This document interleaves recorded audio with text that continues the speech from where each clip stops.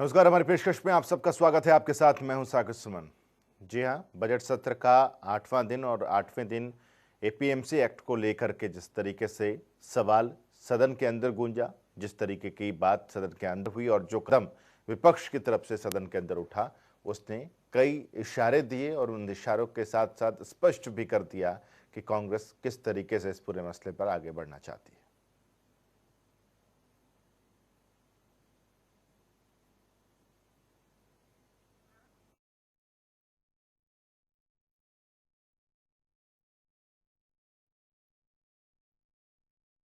इन्होंने बनाई, इस कमेटी का कोई औचित्य नहीं रह जाता, क्योंकि माननीय मुख्यमंत्री जी ने अपने अभिभाषण में स्पष्ट कह दिया कि ये तीनों कानूनों को वापस नहीं किया जाएगा और ये तीनों कानून जो हैं वो बहुत अच्छे कानून हैं और किसान के हक के कानून हैं। जब ये बात सरकार कह दे तो फिर रह क्या गया? फिर कमेटी बना करना मैंने सही नहीं समझा और इसलिए जो है उससे रिजाइन करा है। और ये सरकार जो है अपने इख्तियार जो है पूरी तरह से उसके ऊपर हक की लड़ाई तो लड़ नहीं सकती और कि इस बिल के ऊपर रीथिंक करा जाए, इसको विड्रॉ करा जाए, क्योंकि ये हरियाणा के हित में नहीं है। जी हाँ, तो किरण चौधरी की तरफ से इस्तीफा, इस कमेटी में बने रहने का कोई औचित्य नहीं है, ये कहना उनका। हमारे साथ कांग्रेस की तरफ से सुदेश रोड साहब इस वक्त जुड़े हुए हैं। रोड साहब, बहुत बहुत स्वागत है आपका जनता टीवी पर। जी नमस्कार। सवाल ये है कि उस कमेटी में रहकर भी तो अपनी बात रखी जा सकती थी और ये बताया जा सकता था सरकार को कि देखिए यहाँ पर इस तरह की चीजें हैं जिसकी वजह से हम इसे काला कह रहे हैं। साकेत जी, इससे पहले सुप्रीम कोर्ट की निगरानी में भी एक कमेटी बनाई हुई थी काले कृषि कानूनों को निरस्त करने के लिए या सुझाव देने के लिए। उसमें पूर्व माननीय राज्यसभा के सांसद रहे विजेंद्र सिंह मान जी ने भी डिजाइन किया। तो हरियाणा के जो किरण चौधरी जी है या कांग्रेस पार्टी के सबसे अन्य नेतागण है, वो भी तरह से जनप्रतिनिधि है, उनके ऊपर दबाव है। तो सुप्रीम कोर्ट की बनाई हुई कमेटी के नरेंद्र मोदी जी की अगुवाई में जो कमेटी बनी या उनके सुझाव से जो कमेटी बनी, जब भूपेंद्र सिंह मान सरकार द्वारा बनाई कमेटी से रिजाइन भी देते हैं तो जनप्रतिनिधियों का फिर कोई ज्यादा इसमें वो नहीं रह जाता, उंगली नहीं उठा सकते। नहीं, अभी तो रोड साहब ऐसा लग रहा है कि कांग्रेस की वॉकआउट करने की एक आदत सी हो गई है। जहां पर कांग्रेस को रहना चाहिए, अपनी बात स्पष्ट तौर पर रखनी चाहिए, अपनी बात सरकार तक पहुंचानी चाहिए, अपनी बात लोगों तक पहुंचानी चाहिए, वहां कांग्रेस वॉकआउट कर जाती है। देखिए, इस विषय पे ये विषय इतना गंभीर था कि बच्चा जानता है।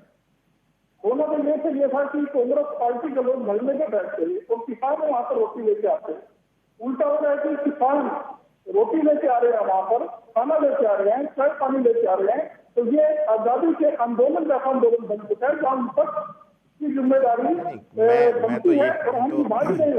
मैं तो कांग्रेस के रुख की बात कर रहा हूँ, कांग्रेस के रुख की बात कर रहा हूँ मैं सुरेश रोड साहब, मैं कांग्रेस के रुख की बात कर रहा हूँ। मैं तो ये कह रहा हूँ कि अगर इस कमेटी में कांग्रेस के लोग बने रहते तो खामियां इस एपीएमसी एक्ट में क्या है, उन खामियों के बारे में क्यों कांग्रेस की ये मांग है और क्यों ये कांग्रेस कह रही है कि मंडियां खत्म हो जाएंगी, इन बातों को तथ्यों के साथ रखा जा सकता था उस कमेटी के सामने।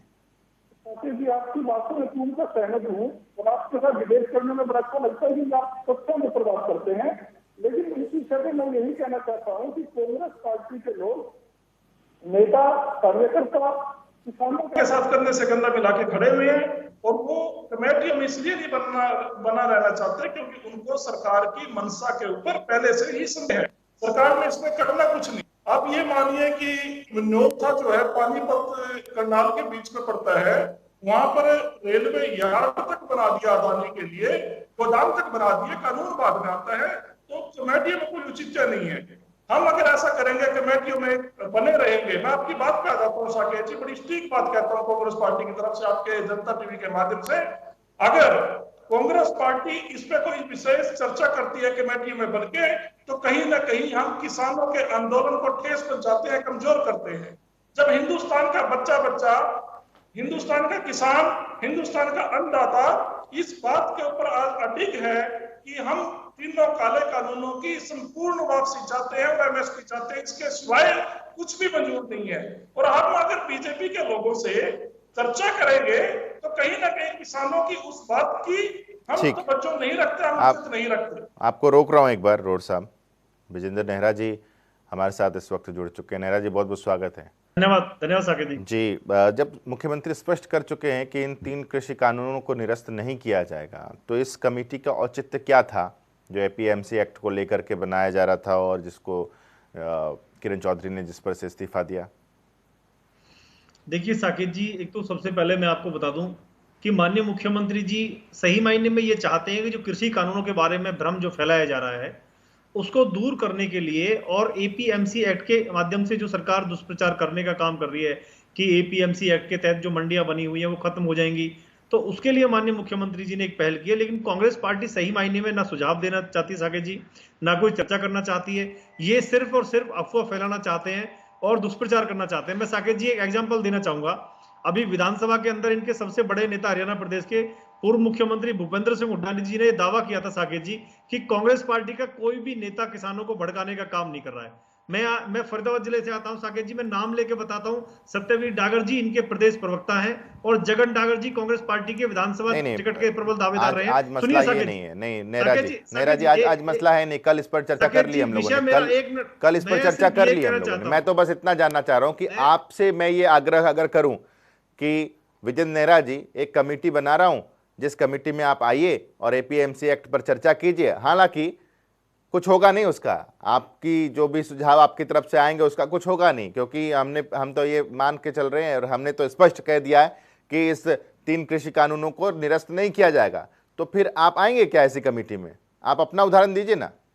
साकेत जी देखिए, मैं एक सेकंड में कंप्लीट करूंगा कि मोहना गांव के अंदर फरीदाबाद के अंदर दुष्यंत जी का विरोध करने के लिए कांग्रेस के नेता सरेआम लोगों को किसानों को भड़का रहे हैं। फिर आप गलत ट्रैक पर जा रहे हैं। फिर आप उस ट्रैक पर जा रहे हैं जिस ट्रैक पर मेरी गाड़ी चली नहीं रही, आप उस ट्रैक पर। जवाब देता हूं साकेत जी, मैं जवाब देता हूं उस चीज का भी कि देखिए ये तो कांग्रेस के नेताओं को ही तय करना है साकेत जी कि वो चर्चा करना चाहते हैं, कमेटी में रहना चाहते हैं या नहीं रहना चाहते हैं। चर्चा करके हम अपना वक्त क्यों बर्बाद करें? जब आपको उस चर्चा को सुनना ही नहीं है, आप हमारे सुझाव का कुछ करेंगे ही नहीं, तो फिर चर्चा करके क्या करेंगे?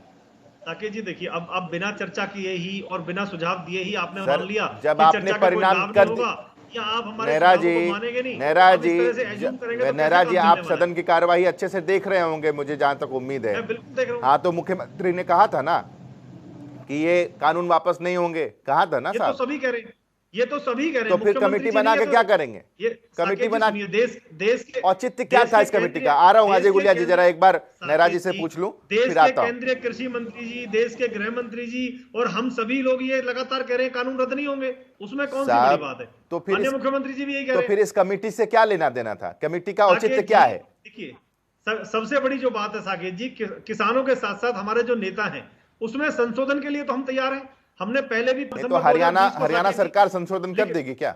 सुझाव तो दे सकती है साकेत जी। हमारे ओम प्रकाश धनखड़ जी जो प्रदेश अध्यक्ष हैं, उन्होंने सांसदों की एक कमेटी बनाई थी, आपको ध्यान है? उसके 9 सुझाव केंद्रीय कृषि मंत्री जी को वो दे के आए थे, उनको साथ लेकर के। क्या वहां सुझाव नहीं दिए गए? मैं इन्हीं सुझावों के लिए आपसे बोल रहा हूं कि सुझावों के लिए सरकार हमेशा तैयार है और सुझाव लेने के लिए उसमें क्या हम सुधार कर सकते हैं इसके लिए आगे आना चाहिए कांग्रेस पार्टी को। लेकिन वो कोरी राजनीति करना चाहते हैं, इस विषय पे शामिल नहीं होना चाहते, सुझाव नहीं देना चाहते। सुरेश जी रिएक्शन लूंगा मैं आपका, काउंटर लूंगा। अजय गुलिया जी कुछ कहना चाह रहे थे काफी देर से, बोलिए गुलिया जी। देखिए साकेत भाई, मैं एक चीज कहना चाहता हूं कि आपने जैसे कहा कि हरियाणा सरकार कर देगी क्या या कमेटी में क्यों है। देखिए अमेंडमेंट और संशोधन के लिए तो हरियाणा प्रदेश के युवा उप मुख्यमंत्री दुष्यंत जी कई बार कह चुके हैं कि किसान आ गए हैं, मैं बीच में बात करने के लिए तैयार हूं। और अमेंडमेंट जो वो चाहते हैं, जो एमएसपी को लेकर के कुछ संशय की स्थिति है, जो कि वास्तव में है नहीं, लेकिन कुछ संशय और भ्रम कांग्रेस के लोगों द्वारा फैलाया गया है, तो उसमें अगर अमेंडमेंट की कोई बात है तो उसके लिए वो तैयार है। और इसीलिए वो कमेटी थी कि वो कमेटी के अंदर अपने अपने सुझाव दे। सभी दलों के लोग उसके अंदर शामिल थे कि अपने सुझाव दे और वो सुझाव हरियाणा प्रदेश की सरकार की तरफ से केंद्र की सरकार को भेजे जाएंगे कि हरियाणा प्रदेश के हमारे भाइयों के मन में ये संशय है और ये अमेंडमेंट इसमें चाहते हैं वो करे जाएं, ताकि हमारे लोगों के जो मन में संशय है वो संशय समाप्त हो और सुचारू रूप से हमारा हरियाणा प्रदेश आगे बढ़े, जिसमें कोई नहीं तो आपको बाधा ना आए। आपको और सुझाव चाहिए अजय गुलिया जी, तो सुझाव आप पॉलिटिकल सुझाव क्यों ले रहे हैं? आप किसानों से सुझाव लीजिए ना। नहीं, आप देखिए ना, किसानों से कितने दौर की बातचीत हुई, नहीं दुष्यंत तो जी ने भी कुछ बातचीत कोशिशें आप लोग के भी कर लिए तैयार लीजिए, हैं। कुछ कोशिशें आप लोग कर लीजिए। आप लोग का नहीं। तो इतना विरोध हो रहा है कि आप कहां जाके बात करेंगे?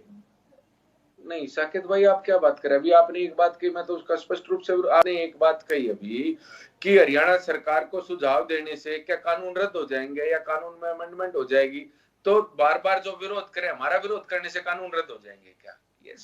ये सब राजनीतिक बातें हैं, इनका मैं नहीं मानता कोई औचित्य है।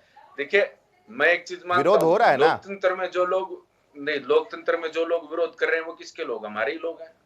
हम हरियाणा के और हरियाणा हमारा। जो लोग विरोध कर रहे हैं वो भी हमारे लोग हैं। तो क्यों विरोध कर रहे हैं? उनको इस बात की इजाजत नहीं, लोकतंत्र उनको इस बात की इजाजत देता है कि वो चुनी हुई सरकार का विरोध कर सके। लोकतंत्र, डेमोक्रेसी उनको इस बात की इजाजत देता है, और मैं और हमारी सरकार उन लोगों के साथ खड़ी है क्योंकि वो अपना डेमोक्रेटिक राइट अवेल कर रहे हैं विरोध करने का। वो विरोध इसलिए कर रहे हैं क्योंकि वो खुश नहीं है आपकी नीतियों से। नहीं साकेत भाई, ये तो तय ना तो साकेत सुमन जी तय कर सकते हैं, ना हम तय कर सकते हैं। अगर तो कुछ जो लोग विरोध भी कर रहे हैं वो नाराज वही हैं, तय करेंगे ना। मेरे कहने से वो थोड़ी आपका विरोध करने के लिए पहुंच रहे हैं। वो तो नाखुश है तो आपका विरोध कर रहे हैं, और विरोध की तस्वीरें आ रही है सामने। देखिए साकेत भाई, हमेशा ना कोई भी आदमी, व्यक्ति चुनाव जीतता है, जब वो चुनाव जीतेगा, लगभग आप ये मान करके चलो, अगर उसे 50% भी वोट मिलते हैं तो 50% वोट तो उसके खिलाफ है। ये जो लोग विरोध कर रहे हैं, मैं उनको एक चीज कहना चाहता हूँ, उनका डेमोक्रेटिक राइट है, वो इसको अवेल करें। तो आप ये कह रहे हैं कि जो विरोध कर रहे हैं उन्होंने आपको वोट नहीं किया था? नहीं, ये वोट की कोई बात ही नहीं। तो आप तो वही कह रहे हैं ना कि जो आप 50% अगर वोट मिलते हैं तो आपके अगेंस्ट भी जाते हैं। तो ये अगेंस्ट वाले लोग हैं जो विरोध कर रहे हैं, वो उन्होंने आपको वोट नहीं किया। नहीं, फिर इस्तीफा मांगने से क्या होगा? अभी आपने एक बात कही, आप रिवाइंड करके देखें, आपने एक बात कही कि हरियाणा सरकार को सुझाव देने से क्या होगा, आपने कही ये बात। तो मैं ये कहना चाहता हूं, दुष्यंत जी का विरोध करने से क्या होगा? अरे कम से कम आज एक ऐसा युवा हरियाणा प्रदेश के साथ खड़ा है, हरियाणा प्रदेश के किसानों के खड़ा है, युवाओं के साथ खड़ा है, जो उनकी बातें केंद्र के साथ साझा कर सकता है, उनकी मांगों को मनवाने में सहयोग दे सकता है। एक ऐसा नेता हरियाणा प्रदेश के पास है। और कौन सा चुनावी वादा? मैं तो एक बात गर्व से कह सकता हूं, जो बात आप अभी कह रहे हैं अजय गुलिया जी कि दुष्यंत चौटाला वहां तक बात पहुंचा सकते हैं, मध्यस्थता कर सकते हैं, इन बातों पर किसानों को यकीन क्यों नहीं है? साकेत भाई, हो रहे हैं आपके अपने विधायक कहते हैं कि हमें तो लोहा का हेलमेट चाहिए, तब हम जा पाएंगे। कोई बुला नहीं रहा, शादी में न्योता नहीं मिल रहा। ये उनकी व्यक्तिगत सोच हो सकती है। रिजल्ट आप सब ने देखा कि सब साथ खड़े हैं, पार्टी एकजुट है। तो उनकी अपनी कहीं, वो तो ये भी कह रहे थे कि व्हिप नहीं जारी करते तो कुछ और ही स्थिति होती। व्हिप जारी कर दिया, मजबूरन वोट करना पड़ा। नहीं तो कोई लोकतांत्रिक काम किया पार्टी ने, वो पार्टी का डेमोक्रेटिक राइट है, संविधान उसकी इजाजत देता है, पार्टी ने उसके अनुसार काम किया। और मैं एक चीज कह रहा हूं, ये सवाल कांग्रेस से पूछे ना आप, कांग्रेस ने क्यों व्हिप जारी किया? उनको भी आजाद, ये सवाल कांग्रेस से भी तो बनता है कि क्या पता कांग्रेस के कुछ विधायक साथ होते। नहीं तो आज सवाल आप अपने घर को देखने के बजाय दूसरे के घर में झांकना चाह रहे हैं। नहीं, मैं वही कह रहा हूं, जो कांग्रेस के लोग हम पर टिप्पणी कर रहे हैं, उन्होंने अपने घर में क्यों नहीं झांका? नहीं, उन्होंने तो की नहीं, ये तो मेरी टिप्पणी थी। नहीं, कांग्रेस के लोगों ने कहा कि इन्होंने व्हिप जारी कर दिया, अन्यथा ये देखिए साकेत भाई, मैं एक चीज स्पष्ट कह देना चाहता हूं, जननायक जनता पार्टी किसानों के साथ थी, है और रहेगी। एमएसपी थी, है और रहेगी। नहीं, सिर्फ जब तक एमएसपी है, कथनी में, जब तक हम सरकार में है। सिर्फ कथनी में थी, है और रहेगी क्या अजय गुलिया जी? कहां आप कहां किसान नेताओं के बीच में कौन पहुंच रहा है? कौन उनके, आपका कौन सा डेलीगेशन किसान आंदोलन में जा रहा है, उनसे बातचीत कर रहा है? ऑन रिकॉर्ड की बात करता हूं साकेत भाई, आरोप लगाने के लिए कोई लगाए। हरियाणा प्रदेश के अंदर बाजरा बिका 2150 रुपए। नहीं, मैंने पूछा ही नहीं कि एमएसपी पर कौन कितना पूछा। मैंने तो ये पूछा कि आपका डेलीगेशन कहां गया किसानों से बातचीत करने के लिए? राजस्थान में बिका 1100। आपका कोई डेलीगेशन गया क्या? जननायक जनता पार्टी के कोई प्रतिनिधित्व करने के लिए जननायक जनता पार्टी का प्रतिनिधिमंडल कहीं किसानों के बीच में पहुंचा क्या? किसानों के हक की बात करने या फिर उनको बताने के लिए कि इन 3 कृषि कानूनों का फायदा क्या है, कोई पहुंचा क्या? आप ये कह रहे हैं कि जननायक जनता पार्टी उनके साथ थी, है और रहेगी, सिर्फ कह देने से? बिल्कुल, सिर्फ कह देने से थी, है और रहेगी। कह देने से? ये इनके नहीं, सिर्फ कह देने से एमएसपी समाप्त थोड़ी हो जाएगी, कह देने से एमएसपी समाप्त भी नहीं होगी। नहीं तो आपने कोशिश क्या कर ली? आप कौन से किसानों के बीच पहुंच गए? बताइए ना कि इतना डर है कि आप लोग जा नहीं पा रहे। नहीं, डर की कोई बात ही नहीं है। ये लोग विरोध कर रहे हैं, जब ये शांत होंगे, बात समझने को तैयार होंगे, जरूर इनके साथ है। ये हमारे और हम इनके, ठीक है, हरियाणा हमारा और ठीक है। रोड साहब जवाब दें। सुरेश रोड जी। साकेत जी, मैं एक तो जो जैसे व्हिप जारी करने की बात कर रहे थे मेरे साथी, अगर सीक्रेट वोटिंग होती विधानसभा में, शायद जेजेपी, जननायक जनता पार्टी, जिसका काफी देर से नाम सुनने में आ रहा था, इतिहास बन जाती। चाहे दादा गौतम हो या दूसरे भी कई बबली जी हो, टोहाना से जो विधायक हैं, तो सभी के सभी पार्टी के प्रति और किसानों के समर्थन में बयानबाजी कर चुके थे। लेकिन इन्होंने वोटिंग जो ओपन थी उसमें हाथ उठा के एक तरह से जैसे लोकसभा में हुआ वही विधानसभा में हुआ।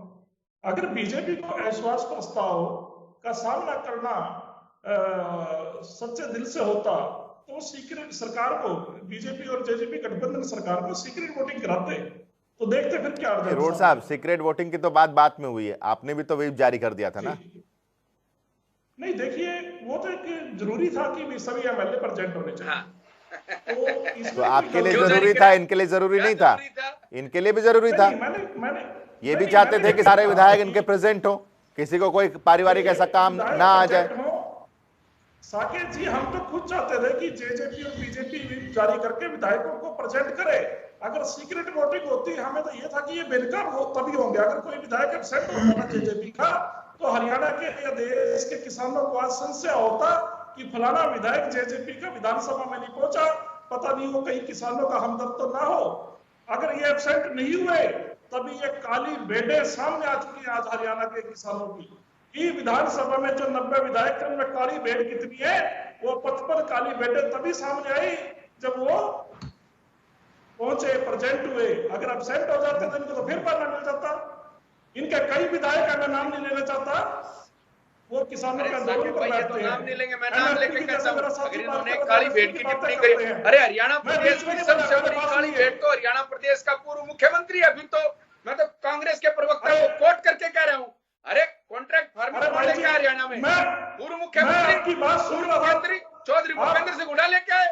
अरे काली भेड़ कौन हुआ? आप बात तो सुनिए, भेड़ कौन हुआ? आप बात सुनिए, ऐसे बोलने से कुछ नहीं होता। अरे कहां भागेंगे आप?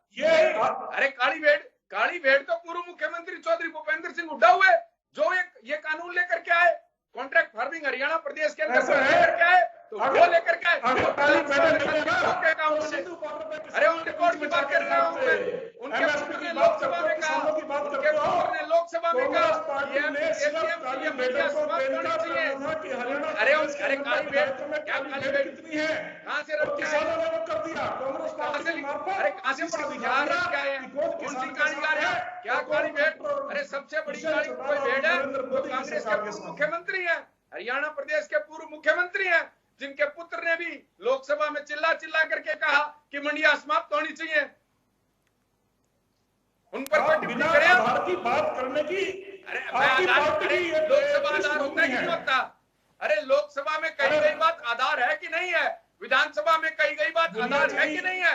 जब भूपेंद्र सिंह हुड्डा ने छाती ठोक करके कहा, लेकिन छाती ठोक करके कहा आपकी आईएनएलडी को हरियाणा में लक्ष्य दल कहा जाता है, और आप साबित कर रहे हो कि आप लक्ष्य दल को प्रेजेंट कर रहे हो। हरियाणा के लोग टीवी देख रहे हैं। चलिए एक सेकंड अजय गुलिया जी, एक सेकंड अजय गुलिया जी, एक सेकंड अजय जी, एक सेकंड गुलिया जी, एक सेकंड सुरेश रोड साहब, जो यहाँ पर जेजेपी और बीजेपी के प्रवक्ता जिस बात का जिक्र कर रहे हैं कि कम से कम उस कमेटी का हिस्सा बनते, उस कमेटी को अपना सुझाव देते, वो सुझाव फिर हरियाणा सरकार केंद्र सरकार तक भेजती कि हरियाणा प्रदेश के राजनीतिक दलों की तरफ से ये एक सुझाव आया है और इन 3 कृषि कानूनों में ये भी फला अमेंडमेंट ज़रूरी है, इस पर विचार विमर्श किया जाए। इसमें हर्ज क्या है? क्या आपको नहीं लगता कि ये किसानों के हित में उठा हुआ एक कदम है?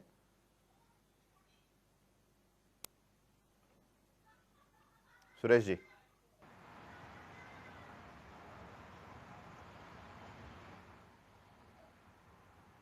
नहीं है तो उसके अंदर किसी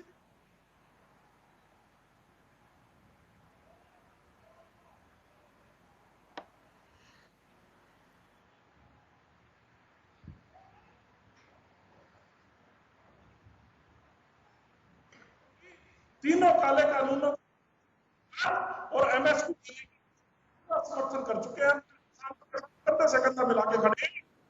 उनको वापस कराने के अगर हम किसी मीटिंग होते हैं पार्टी की थी तो हमारी बन चुकी है जो किसान मोर्चे की मांगों के साथ है, सरकार पर मांग करनी है, चर्चा करनी है तो किसानों से किसान संगठनों का डेलीगेशन के पास है, वहां पर अफसरों को बात करने की देते हैं, ना ही प्रधानमंत्री आते हैं, ना ही राजनाथ जी आते हैं, नरेंद्र तोमर जी को पूछता है।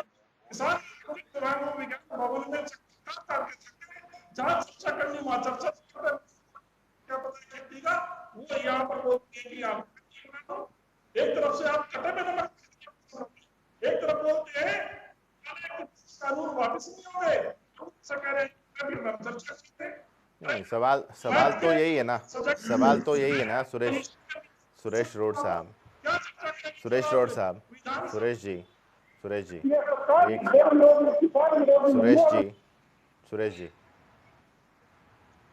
जी अगर आप सुन पा रहे हैं मुझे, तो मैं ये कहना चाह रहा था आपसे कि जो सुझाव हरियाणा सरकार की तरफ से भेजे जाते हैं वो सुझाव ये तो नहीं होता ना कि इन 3 कृषि कानूनों को रद्द कर दिया जाए, निरस्त कर दिया जाए। उसमें तो ये होता कि इसमें कुछ और अमेंडमेंट्स किए जा सकते हैं। उसी अमेंडमेंट के लिए तो कांग्रेस के लोगों को रखा जा रहा था ना इस कमेटी में, बीबी बत्रा साहब को और किरण चौधरी जी को। जी आप मेरे से ज्यादा बेखूबी काम किया है। जहाँ दिल्ली में जो मोदी जी की सरकार ने जो कानून पास किए हैं, जब इसमें कई कृषि मंत्री को पता नहीं कि कानून क्या कर रहे हैं, तो मनोहर लाल खट्टर जी को कौन पूछता है? आज मेरे प्रदेश के माननीय मुख्यमंत्री हैं। तो ऐसा नहीं, ऐसा तो नहीं है रोड साहब, ऐसा तो नहीं है रोड साहब, ऐसा तो नहीं है कि आपको लग रहा था कि इस कमेटी में अगर चले गए और वहां से सुझाव अगर केंद्र सरकार को भेज दिया तो किसानों का जो इस वक्त आप साथ ले रहे हैं या साथ आपको मिल रहा है जो भी है, वो कहीं ना कहीं छिटक ना जाए, इस वजह से आप लोगों ने सीधे तौर पर कह दिया कि जी हम तो इस कमेटी का हिस्सा नहीं बनेंगे।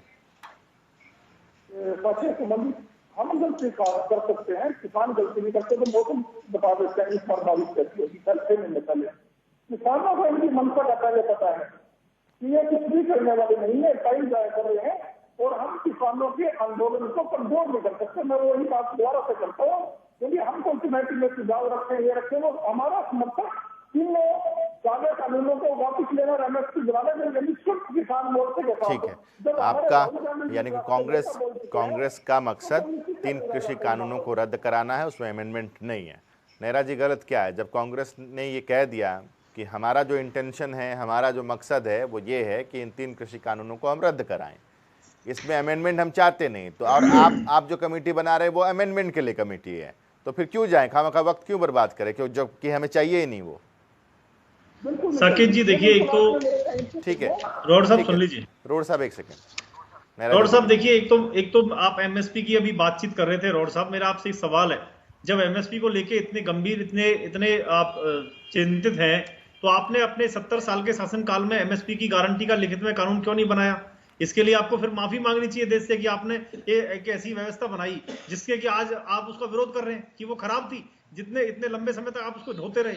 दूसरा, आपने जो सुझाव की बात की, हमारे आदरणीय प्रदेश अध्यक्ष श्री ओम प्रकाश धनखड़ जी ने 3 सांसदों की कमेटी बनाई थी और उन कमेटी के सुझावों को लेकर, किसानों को साथ लेकर वो केंद्रीय कृषि मंत्री जी से मिले थे और वो सुझाव उन्होंने संशोधन के साथ में वहां पे बताया था कि इनको इसमें शामिल किया जाए। इसके साथ साथ मैं आपको बताना चाहूंगा, अगर आज की डेट में भी आपके नेता सही मायने में किसानों का भला करते साकेत जी, तो वो कमेटी में रह करके अपने सुझाव देते और सरकार को बताते और सरकार के साथ मिलके केंद्रीय कृषि मंत्री जी से मिलने के लिए, केंद्रीय गृह मंत्री और यहां तक कि प्रधानमंत्री जी से मिलने के लिए भी माननीय मुख्यमंत्री जी से मिलकर प्रयास कर सकते थे कि वो मिलकर के हरियाणा के किसानों की भावनाओं को वहां बताए जाए। उसमें जो ठीक लगता केंद्रीय कृषि मंत्री जी को, वो उसमें करने के लिए तैयार थे। लेकिन सही मायने में रोड साहब, आपको इस विषय पर राजनीति करनी है, हरियाणा के हितों से आपको कोई मतलब नहीं है। जैसे कि आपकी नेत्री ने बिल्कुल क्लियर कर दिया, आपकी सुनिए रोड साहब, आपके बीच में नहीं बोला था मैं, आपकी नरवाना से जो 2 बार विधानसभा का चुनाव लड़ी हुई नेत्री हैं आपकी, उन्होंने बिल्कुल स्पष्ट रूप से कहा कि किसान आंदोलन अब नहीं चला सकते, अब कांग्रेस को आंदोलन चलाना पड़ेगा और पैसा और शराब किसानों को बांटनी पड़ेगी। ये किसने कहा? आपकी नेत्री ने कहा। आज हर किसान की एक ही मांग है, उसको क्यों पूरा नहीं करते आप? आज हर किसान ये कह रहा है सरकार पर अगर दबाव बनाना है तो किसानों के सबसे बड़े मसीहा चौधरी भूपेंद्र सिंह हुड्डा जी को अपने विधायक के पद से इस्तीफा देना चाहिए। दीपेंद्र हुड्डा जो सबसे बड़े एमएसए यहाँ देश में किसानों के, उनको किसानों की आवाज बनकर आज राज्यसभा की सीट से तुरंत इस्तीफा दे देना चाहिए। देखिए सरकार पर कितना दबाव आता है, सरकार तुरंत हुड्डा जी को, दोनों हुड्डा जी को बुला करके बातचीत करेगी और उनसे फिर कहेगी कि आप फिर से चुनाव लड़िए, इन्हीं किसानों के दम पे आप फिर से चुनाव लड़िए और अपनी सीट पे जीत के आइए। तब आपको अपनी औकात पता चलेगा कि आप कितने पानी में हैं। आप ढोंग करते हैं, पाखंड करते हैं किसानों के नाम पे।